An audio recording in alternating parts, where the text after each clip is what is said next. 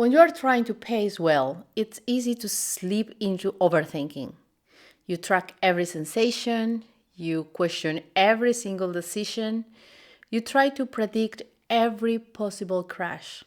It becomes like another full time job, one that takes even more energy than the tasks you were trying to manage in the first place.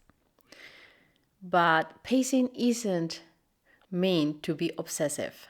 It's meant to give you a clearer and steadier shape to your day so you are not constantly negotiating with your symptoms. The goal isn't to control every moment, it's to reduce the number of moments that push you over the edge. Welcome, I am Amy Amaya and I live with MECFS. Here we look at the small things that make this condition easier to navigate. When I first learned about pacing, I tried to track everything.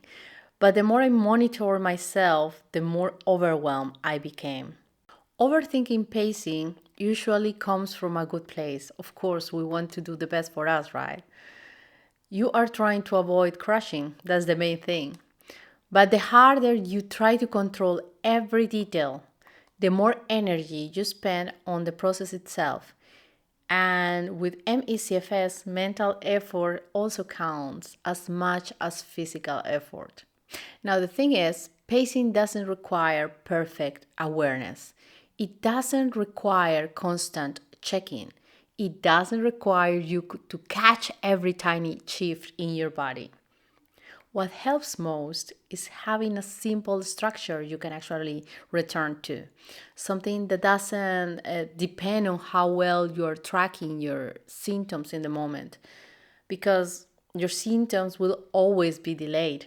So your awareness will always be kind of imperfect. And that's fine.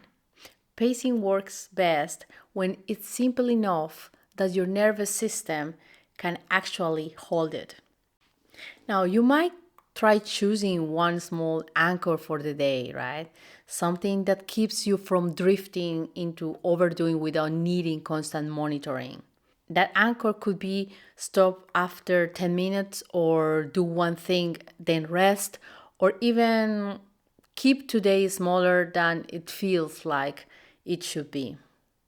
The specific anchor doesn't matter as much as the consistency.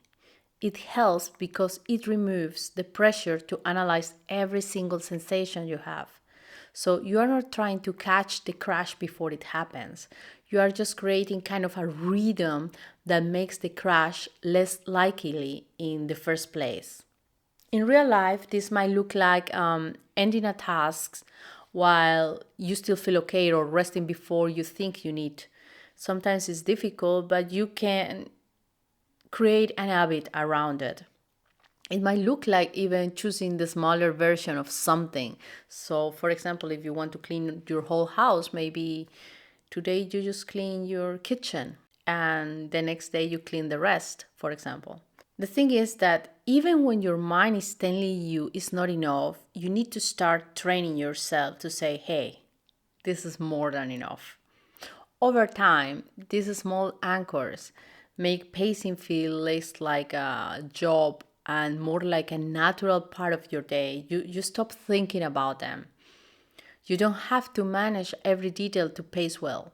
And if this video helped you, you can stay with me for the next one. We'll take one step at a time. Ciao, ciao.